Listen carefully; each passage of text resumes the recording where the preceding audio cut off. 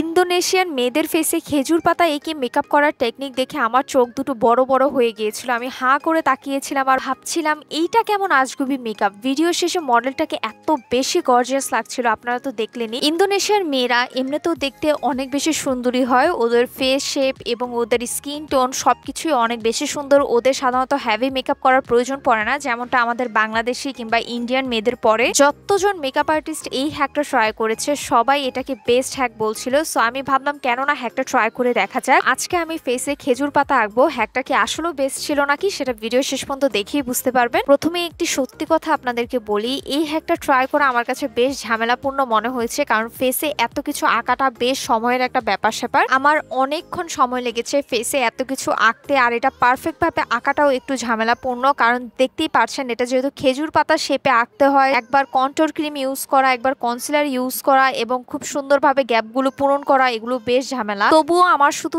একটা এক্সপেকটেশন ছিল হ্যাকটা যাতে কাজে দেয়, আমার এই কষ্টটা যাতে সফল হয়, আমাকে যাতে একদমই নিরাশ না করে। নোজ কন্ট্রোলিংটা আমি স্কিপ করেছি, কারণ আমার যে নাকের শেপটা সে অনুযায়ী ওই কন্ট্রোলিং টেকনিকটা যায় না, কিন্তু পুরো ফেস শেপেই আমি ইন্দোনেশিয়ান মেয়েদের মতো খেজুর পাতার ওই মেকআপ টেকনিকটা ফলো করেছি। এখন আমি ব্রাশ দিয়ে ব্লেন্ড করছি প্রেস করে করে। আমি কিন্তু এটাকে ঘষে ঘষে ব্লেন্ড করছি না। ঘষে ঘষে ব্লেন্ড করলে আপনি যে টেকনিকটা ফলো করেছেন সেটা কিন্তু একদমই কাজে দিবে না। দেখেন প্রেস করে করে ব্লেন্ড করাতে আমার ফেস দেখতে কিন্তু অনেকটা ওই মডেলটার মতনই শার্প দেখা যাচ্ছে। মানে আমার থুতনির অংশটা দেখেন, আমার দুই গালটা দেখেন কতটা চাপা মনে হচ্ছে। ফাইনালি আমার কষ্ট সার্থক হলো, হ্যাকটি কাজে দিয়েছে। কঠিন হলো, বেস্ট টেকনিক ছিল, মাস্ট ট্রাই করবেন। নতুন আরো ভিডিও পেতে আমার পেজটি ফলো করবেন, ভিডিও শেয়ার করে দিবেন। টাটা।